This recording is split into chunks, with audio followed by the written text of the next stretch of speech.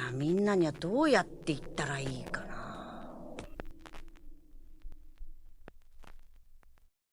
Hey, what's up, c'est le Xogaki, j'espère que vous allez bien, moi ça va. Et ça va parce qu'on va parler de Dragon Ball. Comme toute personne passionnée par l'œuvre, j'ai dû me taper l'histoire au moins 8 ou 9 fois cette semaine. Mais quand bien même si je connais bien Dragon Ball, il demeure certains éléments de l'histoire qui restent mystérieux pour moi, pour lesquels l'histoire ne nous donne pas d'informations concrètes. Ce qui laisse libre place à beaucoup de théories. Et du coup dans cette vidéo, je vous propose de vous donner 5 éléments de l'histoire qui restent pour moi des mystères dans Dragon Ball. Mais avant ça, je vais vous parler du sponsor de cette vidéo. Il s'agit de Raid Shadow Legends qui est un jeu dispo sur Android et iOS. Au niveau du gameplay, c'est un jeu de combat au tour par tour. Tu peux contrôler différents champions aux facultés diverses. Étant très bresson, mes préférés sont Kael et Sniper. À toi de trouver le bon mix de champions pour créer l'équipe qui te permettra de vaincre les nombreux boss qui deviendront de plus en plus difficiles plus tu joueras et augmenteras de niveau. Tu pourras par exemple améliorer les compétences de ton équipe à la taverne et invoquer d'autres champions. Le jeu est online, ce qui te permettra d'y jouer avec tes amis ou d'autres joueurs à travers le monde, puisque Raid Shadow Legends c'est une communauté très grande et très active. D'ailleurs, ce mois-ci, le mois des cadeaux et des événements, le jeu a connu sa plus grande mise à jour, rajoutant la tour du malheur au gameplay. Ils sont en train de préparer ça là. Ouais mon gars. C'est une tour de 120 étages avec 12 boss très difficiles et des salles secrètes où tu pourras relever des défis. 14 nouveaux champions viennent également enrichir le jeu ainsi que bon nombre d'événements et de tournois à cette occasion. Si tu souhaites commencer le jeu, le lien est dans la description. Et si t'es nouveau joueur, l'équipe de Raid t'offrira à Rempart un nouveau champion spécial pour t'aider à démarrer, mais t'auras aussi 50 gemmes, un booster d'XP et bien d'autres cadeaux. Tout ce trésor et ses récompenses t'attendent ici. Dépêche-toi car elles ne sont dispo que pour les 30 prochains jours pour les nouveaux joueurs. Ça c'est fait, retournons à présent dans l'univers de Dragon Ball, générique Q.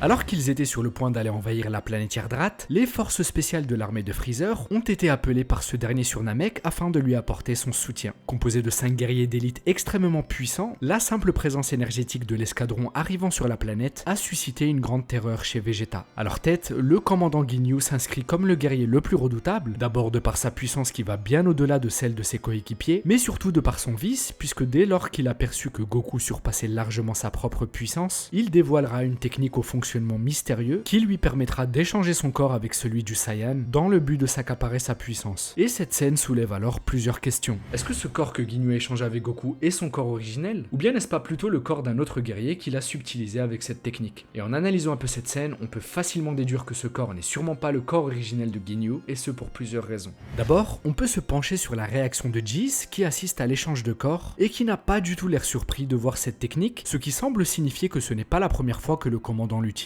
en présence d'autres membres de son escadron. Aussi, il est également peu probable de se dire que Ginyu essaye pour la première fois cette technique à ce moment. Il en a une parfaite maîtrise, ce qui peut nous laisser croire qu'il l'a déjà utilisée plusieurs fois pour la perfectionner. De plus, avant de la réaliser, Ginyu se porte un coup critique afin d'affaiblir davantage Goku dans ce nouveau corps, ce qui montre que Ginyu était d'une part sûr de réussir sa technique, car sinon il se conduirait seul à la mort, et d'autre part qu'il n'est absolument pas attaché à ce corps, qu'il a sûrement subtilisé à un guerrier qui était plus puissant que lui. Et cette analyse est confirmée par le 7e numéro du Daizenshu, l'encyclopédie liée à l'univers de Dragon Ball, qui affirme que Ginyu a utilisé l'échange de corps à chaque fois qu'il a rencontré un adversaire plus fort que lui et que de ce fait, seules quelques personnes connaissent sa véritable apparence. Cela nous apprend donc que ce corps n'est pas son corps originel, et on peut donc se demander quelle est sa véritable apparence, ou encore de quelle race vient-il pour maîtriser une telle technique. Est-ce qu'il l'a apprise chez un peuple aussi mystérieux que les Yardrat, ou alors d'un autre peuple aussi mystique que les Métamols? Bref, le cas du capitaine Ginyu reste donc l'un des mystères de l'univers de Dragon Ball.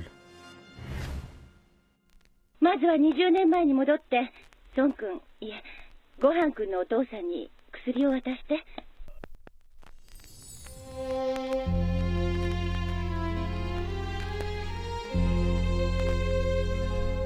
Je vais pas revenir sur le paradoxe temporel créé par les voyages de Trunks, j'en ai déjà fait une vidéo sur la chaîne il y a quelques temps. Ce qui m'intéresse ici, c'est l'objectif même de son voyage et sa logique. En effet, ce que Trunks souhaitait en remontant le temps, c'était d'empêcher les cyborgs de détruire le monde comme ils ont détruit le sien. Pour ce faire, lui et sa mère ne voyaient qu'une solution, permettre à Goku de survivre à la maladie cardiaque qui va l'affecter, tout en l'avertissant de l'arrivée de cette menace, car comme Bulma l'a décrit, il serait sûrement capable de trouver une solution pour défaire les cyborgs. Et si les cyborgs sont défaits dans le passé, l'espoir de les vaincre dans le futur renaîtrait alors. L'objectif de Trunks est donc double, empêcher les cyborgs de détruire le passé, tout en trouvant un moyen de les défaire dans son présent à lui. Et c'est là qu'une question me vient à l'esprit. Pourquoi est-ce que Bulma n'a tout simplement pas songé à faire remonter Trunks dans le temps pour aller dénicher la cachette du Dr Gero? Car si Trunks l'avait fait, il aurait pu d'une part l'empêcher d'activer les cyborgs dans le passé, tout en lui soutirant des informations pour vaincre ou désactiver C-17 et C-18 dans son futur. De la même manière qu'il a pu retrouver les plans qui ont permis à Bulma de créer une télécommande de désactivation dans l'époque de nos héros. Alors évidemment, si on sort de l'histoire, la raison est juste fonctionnelle. Si l'auteur avait opté pour ce choix, il y aurait tout simplement pas eu d'arc cyborg, mais quand bien même si on se focalise uniquement sur l'histoire, ça laisse planer une zone d'ombre dans le scénario. Si Trunks avait opté pour cette solution, il n'aurait pas eu à tuer lui-même Freezer et à se dévoiler auprès des Z-Warriors, et le passé n'aurait donc pas subi tous ces changements qu'il a donc créés en modifiant l'histoire. Mais suite à ce questionnement, certains me diront que sûrement, Bulma du futur ne connaissait pas l'emplacement du laboratoire de Gero, de la même manière que Bulma du présent ne semblait pas le connaître puisqu'elle propose aux Z-Warriors de demander à Shenron de leur dire où se trouve le Dr Gero pour l'éliminer avant qu'il n'active les cyborgs. Mais là encore, il y a selon moi plusieurs problèmes dans l'histoire. Lorsque Trunks est arrivé, elle dit donc ne pas connaître l'emplacement du laboratoire du Dr Gero. Cependant, 3 ans plus tard, cette même Bulma, une fois qu'elle aperçoit brièvement C20, avancera avec certitude qu'il s'agit bien du Dr Gero qui a dû se cybernétiser car elle se souvient l'avoir déjà vu dans un magazine scientifique. Par la suite, Bulma avancera également connaître la position de son laboratoire qui, selon la rumeur, se trouverait dans les montagnes près de la capitale du Nord, plus précisément dans une grotte qu'il a aménagée. Et puisque Gero s'est fait oublier de tous, manigançant ce plan machiavélique depuis la chute de l'armée du ruban rouge, les informations de cette scène nous permettent de déduire qu'il est plus que probable que Bulma ait déjà entendu parler de Gero avant même l'arrivée de Trunks, surtout si on se réfère au fait qu'elle dit que Gero est un personnage connu dans le monde scientifique, milieu dans lequel elle-même évolue. De la même manière que Bulma du futur, qui aurait dû avoir le même degré de connaissance lors de l'apparition des cyborgs en 767 de sa propre époque. En plus de ça, le Dr Gero lui-même viendra conforter cette théorie, puisque dès qu'il voit que Vegeta et Trunks se dirigent vers son laboratoire pourtant secret, il s'étonne et avance qu'il est impossible qu'il connaisse son emplacement, puisque seuls quelques scientifiques savent où il se trouve. C'est alors là qu'il se rappelle avoir vu Bulma quelques minutes auparavant, qu'il associe directement à la Capsule Corporation, et il suppose donc que c'est son père, le professeur Brief, qui est le président de la Capsule Corp, qui a dû lui donner des informations, lui qui a sûrement rencontré Gero au cours de sa carrière, lorsqu'ils étaient plus jeunes. Ce qui sous-entend que même si Bulma n'avait pas ces informations, le professeur Brief lui-même savait où se trouvait Gero. Et donc même en supposant que ce laboratoire ait été détruit par C-17 et C-18 dans le futur, Trunks avait donc toutes les possibilités d'aller rechercher ce laboratoire dans le passé, ce qui aurait été nettement moins hasardeux que de changer le cours de l'histoire et de possiblement mettre en péril son existence sans garantie de réussite. En tant que fier Saiyan amoureux du combat, Vegeta et Goku n'auraient jamais accepté une telle option, et d'ailleurs ils l'ont clairement fait savoir à Bulma lorsqu'elle évoquait cette possibilité. Cependant, Trunks lui a montré à maintes reprises ne pas vouloir aller à l'affrontement, et s'il y avait une chance d'empêcher l'activation des cyborgs, il l'aurait saisi sans hésiter. Et le mystère lié au choix de Bulma et de ce Trunks est d'autant plus renforcé lorsque l'histoire nous apprend que Cell a tué le Trunks d'une autre époque pour lui voler sa machine et remonter le temps. Et puisque ce Trunks a perdu contre ce Cell qui n'avait pourtant absorbé encore personne et qui était sûrement moins fort que C-17 et C-18, on peut déduire que le Trunks qui l'a tué n'avait sûrement pas une force plus grande que les cyborgs, il n'est donc sûrement pas allé dans la salle de l'esprit et du temps. Ce qui veut dire que ce Trunks a sans doute été dans le passé et a trouvé le moyen de désactiver les cyborgs sans les affronter dans son propre futur. Car sinon, la seule explication au fait que Cell ait pu le tuer serait que les cyborgs de son époque soient à deux largement moins puissants que ce Cell, ce qui semble invraisemblable, puisque le Trunks que l'on connaît et qui s'est entraîné dans le passé a quant à lui pu tuer C-17 et C-18 et même Cell très facilement. C'est pourquoi du point de vue de l'histoire et des personnages, je comprends encore moins ce qui justifie le fait que ce Trunks et Bulma du futur n'ont pas choisi une option similaire, alors même que Bulma du présent l'évoquait déjà il y a 3 ans. Ma théorie serait qu'en tuant le premier Trunks et en arrivant dans l'époque de nos héros en l'an 763, soit une année avant l'arrivée du Trunks du futur qu'on connaît, Cell aurait peut-être pu drastiquement changer le cours de l'histoire avant même que Trunks ne le change à son tour. Et c'est peut-être la somme de ces deux événements qui a au final fait changer les choix, peut-être même les connaissances de Bulma à cet instant T, faisant que l'option qu'elle a proposée au guerrier Z à ce moment ne lui est peut-être simplement jamais venue à l'esprit dans le futur. Cependant, ça ne reste que l'explication l'explication que je me fais du début de cet arc, qui reste donc pour moi un mystère.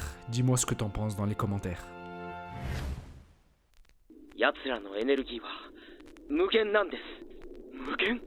つまり永久になくならないってことか。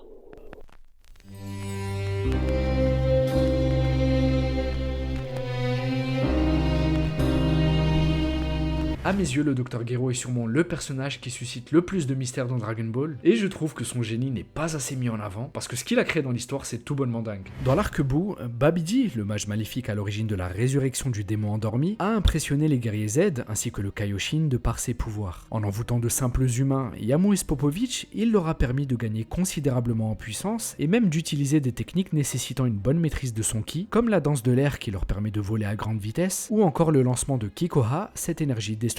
Ce gain de puissance a d'ailleurs surpris Mr Satan qui avait connu Popovich avant cet envoûtement, mais également et surtout Vegeta qui, suite à la constatation de cette force que Babidi a octroyée à ses humains, s'est laissé à son tour envoûter par le mage maléfique afin de gagner en puissance pour surpasser Son Goku. Cependant, même si le gain de puissance que Babidi a pu offrir à ses guerriers était surprenant, il n'est selon moi rien par rapport au gain de puissance que Gero a octroyé à ses créations artificielles, et particulièrement à C17 et C18 qui se nommaient Lapis et Lazuli et qui n'étaient que de simples humains, des adolescents sans aucun entraînement lorsqu'il les a kidnappés pour les cybernétiser. Eux qui n'avaient a priori aucune base martiale ou puissance innée, se sont vus octroyer par Gero une puissance qui leur a permis de surpasser le Super Saiyan, ce guerrier légendaire qui a été battu pour la première fois par un ennemi plus fort, une simple terrienne transformée en cyborg. Et par rapport à ces créations, plusieurs mystères perdurent dans la série. D'abord, comment est-ce que Gero a-t-il créé cette puissance? De quoi est composé ce réacteur qu'il a implanté en eux et qui leur permet d'être si forts qu'ils peuvent battre des guerriers qui ont passé leur vie à s'entraîner? De plus, on nous dit que leur énergie n'est pas détectable, c'est-à-dire qu'il ne s'agit pas de ki, mais bien d'une énergie artificielle qui leur a été implantée. Trunks nous apprend même que leur énergie est infinie, c'est-à-dire que même en se battant pendant des heures, leur énergie ne s'épuisera jamais, de même que leur endurance. Et même en arrêtant de s'entraîner, rien ne changera car leurs cellules ne se dégraderont pas comme celles d'un humain normal. C'est d'ailleurs pour cela que même après plusieurs années de paix, C18 arrivera aisément à tenir Goten et Trunks, pourtant deux Super Saiyans surdoués, lors du Tenkaichi Budokai. De la même manière que C17 qui a largement brillé lors du tournoi du pouvoir et qui a même montré un potentiel largement plus grand que celui qu'il avait lors de l'arc Cell, ce qui prouve qu'en plus de bénéficier d'une énergie infinie, celle-ci peut évoluer selon le potentiel de l'humain artificiel. Aussi peut se poser la question de la résistance de leur corps, car même s'ils sont puissants, leurs corps humains ne devraient pas supporter les assauts des Super Saiyans. Pourtant, ils y parviennent sans difficulté, ce qui me fait penser à deux théories. D'abord, peut-être que le Dr Gero a fait en sorte que leur énergie parcourt tout leur corps dans le but de les protéger. On apprend d'ailleurs que la modification que Gero a fait à leur corps ne s'arrête pas qu'en l'implantation d'un réacteur d'énergie et d'une bombe. Il est stipulé que le Dr Gero est allé jusqu'à modifier C17 et C18 jusqu'au niveau cellulaire pour faire d'eux des super humains. L'autre théorie serait que Gero ait utilisé des matériaux particulièrement résistants pour élaborer leur nouveau corps. Dans l'arc Buu, Kaioshin nous apprend que dans l'univers, il existe des matériaux comme le Kachin qui sont si résistants et si denses que même Goku a du mal à le soulever et que même Gohan n'a pas réussi à briser, du moins sans être transformé. Si on imagine que Gero ait mis la main sur un matériel similaire à forte résistance, à quoi on ajouterait cette énergie infinie, ça pourrait expliquer la solidité du corps de ces androïdes, du moins face au Super Saiyan 1 de base lors de l'arc Cell. Mais quoi qu'il en soit, ça reste qu'une théorie et qu'il s'agisse de leur énergie ou de leur corps, la création de C17 et C18 reste remplie de mystères, et si Gero a pu rendre si puissants de simples adolescents en les modifiant au niveau cellulaire, je serais pour ma part curieux de voir ce que Gero pourrait faire en cybernétisant un guerrier Saiyan.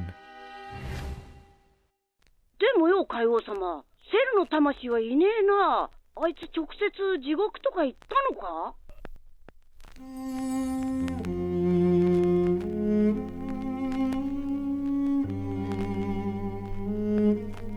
Et encore une fois, on retrouve dans ce classement des choses qui restent pour moi des mystères, une création du Dr Gero, à savoir Cell. La créature artificielle qui a été l'ennemi d'un arc majeur de la série suscite beaucoup de questionnements. On peut à ce titre relever la question de son noyau et de sa régénération, lui qui a été pulvérisé par le Kamehameha téléporté de Goku, ou encore le fait qu'après s'être fait exploser, Cell ait regagné l'apparence de sa transformation parfaite, alors même qu'il avait rejeté le cyborg C18 un peu plus tôt. Et c'est vrai que ce fait est assez mystérieux. Cell dispose en effet des cellules Saiyan qui lui permettent de devenir devenir plus fort lorsqu'il frôle la mort. Donc effectivement, Cell aurait dû devenir plus fort, certes, mais il aurait normalement dû le devenir sous sa deuxième forme et non sous sa troisième, dite parfaite, qui normalement s'active quand la présence de C18 dans son corps. Mais quand bien même, c'est pas ce mystère-là qui m'intéresse aujourd'hui, bien qu'il soit indirectement lié à cet événement, puisqu'il est en lien avec le sacrifice de Cell. En effet, la créature artificielle, voyant un Gohan beaucoup trop fort pour elle, avait décidé de se faire exploser pour emporter la planète Terre et tous les guerriers dans la mort. Cependant, Son Goku décidera dans l'urgence de se téléporter hors de la Terre avec Cell, directement dans l'autre monde et où Cell finira par se faire exploser, ce qui tuera instantanément Goku et le groupe de Kaiô. Et c'est à ce moment qu'une scène très mystérieuse se déroule. En effet, une fois mort, Son Goku et Kaiô se réincarnent dans l'autre monde sous leur nouvelle enveloppe charnelle. Mais c'est là que Goku s'interroge ensuite de ne pas voir l'âme de Cell. Il se demande alors si celui-ci est directement allé en enfer. Ce à quoi Kaiô, qui se rend compte qu'il ne perçoit lui aussi pas l'âme de Cell, apporte sa déduction à Goku en lui disant qu'il n'est donc tout bonnement pas mort. Car selon lui, s'il l'avait été, Cell aurait dû se présenter à Enma, de la même manière que le groupe de Goku vient sûrement d'être jugé par Enma, puisqu'on les voit voler le long du chemin du serpent comme s'ils venaient de chez lui.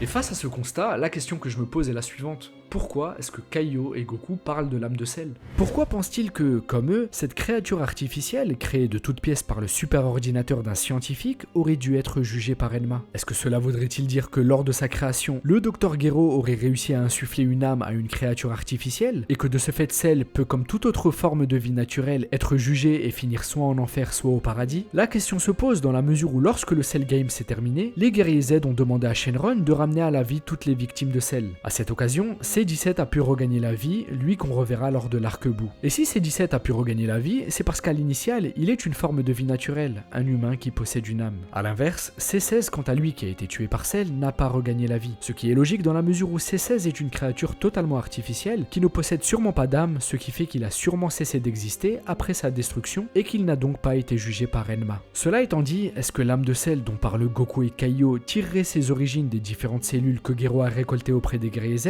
de Freezer et son père? Ou bien est-ce que Gero a simplement trouvé le moyen d'insuffler une âme à l'une de ces créatures? J'attends vos avis en commentaire, mais quoi qu'il en soit, cette scène montre une chose, la science du Dr Gero était aussi effrayante que grandiose et mystérieuse, et ça le place pour moi tout bonnement comme le plus grand scientifique de l'univers de Dragon Ball. 俺が死んだらあの世とやらでまたカカロットに会えるか。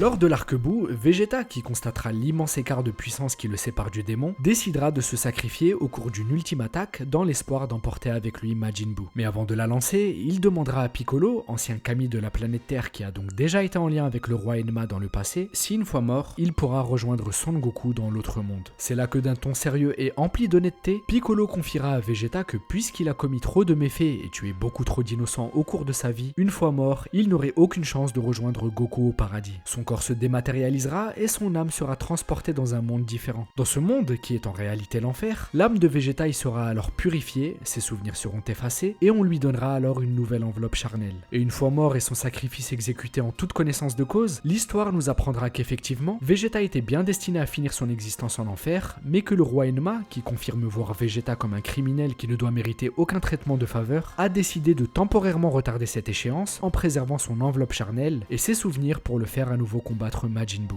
Et d'ailleurs, Enma ne fait pas preuve de clémence à ce moment, bien au contraire, puisque si Vegeta venait à mourir une seconde fois, il disparaîtrait dans le néant à tout jamais et même les Dragon Balls ne pourraient le ramener à la vie. Au final, Enma ne faisait donc que jeter Vegeta en pâture à Majin Buu pour gagner un peu de temps, lui qui n'est qu'un meurtrier sans valeur pour lui, destiné à l'enfer. Et c'est suite à cet événement et au jugement du roi Enma que je me suis toujours posé une question: pourquoi est-ce que les Saiyans vont-ils en enfer ? Prenons le cas d'un peuple où le libre arbitre existe pleinement, c'est-à-dire un peuple dans lequel les individus sont dès la naissance libres de choisir entre faire le bien et le mal. Et on peut prendre l'exemple des terriens. Dans l'histoire, on a pu voir qu'il existe des terriens bons, par exemple Krillin, Chichi ou encore Videl, etc. Mais également des terriens qui ont choisi de faire le mal. Typiquement, ceux qui ont essayé par exemple de tuer Mr Satan, ou même les malfaiteurs que Son Gohan remettait en place en allant à son lycée. Et bien dans le cas d'un tel peuple, on peut trouver logique qu'une fois mort, ceux-ci soient jugés par Enma, car ces individus étaient maîtres être de leur choix, soit faire le bien, soit faire le mal. Mais de l'autre côté, et c'est là que cette question se pose selon moi, on a le peuple Saiyan, un peuple de guerriers prédisposés au combat et à la guerre, un peuple qui est instinctivement et naturellement porté sur la destruction. En effet, lorsque Raditz est venu sur Terre, celui-ci était étonné de voir que les Terriens n'avaient pas été massacrés par Son Goku, son jeune frère envoyé sur cette planète lorsqu'il était bébé, dans le but de la nettoyer de ses habitants. Surpris et agacé de voir ce qu'est devenu son frère, Raditz demandera alors à Goku s'il ne s'est pas violemment cogné la tête, car ce n'est pas dans la nature des Saiyans d'évoluer de cette manière, et c'est là que ça devient intéressant. À la question de Raditz, Muten Roshi répondra en disant qu'effectivement, Son Goku a bien subi un choc à la tête lorsqu'il était bébé. Plus encore, Roshi explique qu'avant ce choc, Son Goku avait un comportement violent et sauvage, notamment envers son grand-père qui l'a recueilli. Et puisque Goku a été envoyé sur Terre lorsqu'il était bébé, quelques jours seulement après être venu au monde, il n'a donc reçu aucune éducation de ses parents, ni aucune instruction, il n'était de toute manière pas encore doté de raison, puisqu'étant un bébé. Et donc ce que cette scène nous raconte, c'est que sans ce choc subi à la tête, Son Goku aurait donc évolué comme tous les autres individus de sa race, à savoir des êtres naturellement violents, portés sur le combat et la destruction, prêts à massacrer et à tuer les populations d'une planète entière, alors même que personne ne leur a dit de le faire, mais simplement car leur instinct les pousse naturellement à évoluer de cette manière. D'ailleurs, lorsque Goku demande à Kaio de l'entraîner car des Saiyans vont venir attaquer la Terre, Kaio s'étonnera d'entendre le nom de ce peuple et dira donc « La Terre est encore la cible de dangereux individus ». À ce moment, Kaio ne cherche pas à connaître les intentions de ces Saiyans, il fait directement le lien entre Saiyan et danger. De plus, lorsque Goku lui dira que lui aussi est un Saiyan, Kaio sera surpris, sûrement car il n'imaginait pas qu'un individu comme Goku pouvait être issu de ce peuple dangereux. Et de manière plus significative hors de l'histoire, on peut souligner que le caractère mauvais des Saiyans était tellement inné que même les scénaristes des récents films ont essayé de trouver une raison pour l'expliquer dans l'histoire. C'est pourquoi à l'initiale, Yusuke Watanabe, scénariste pour Dragon Ball Z Battle of Gods, avait imaginé que Beerus aurait été à l'origine de la méchanceté et de la violence des Saiyans, peuple qui sans lui n'aurait donc pas évolué de cette manière. Cependant, l'idée ne sera finalement pas gardée, mais elle me permet quand même de confirmer que les Saiyans sont si naturellement mauvais que les scénaristes même de la série cherchaient à trouver un moyen de l'expliquer. Et donc du coup, puisque les Saiyans sont naturellement malfaisants, je me suis souvent demandé pourquoi est-ce que Enma les envoyait en enfer. Surtout Vegeta, lui qui au final aura pourtant été le premier Saiyan à avoir fait un pas vers le bien, en allant contre son instinct pendant de longues années sans tuer personne, lui qui a fini sa vie en la sacrifiant pour expier ses péchés. Si on nous fait comprendre que les individus de la race Saiyan, dès leur naissance, viennent au monde avec l'instinct de tuer et qu'il est pour eux presque impossible de se défaire de cette prédisposition meurtrière, pourquoi ce même peuple est-il puni par Enma? Cela voudrait-il dire que la nature fait mal les choses? Le peuple Saiyan serait-il donc un peuple destiné dès la naissance à finir en enfer? Cette question reste pour moi l'un des plus grands mystères de la série.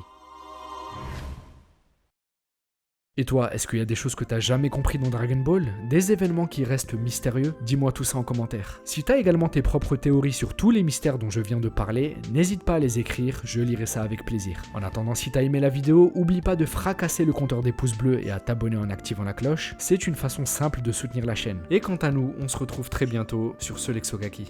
Jana.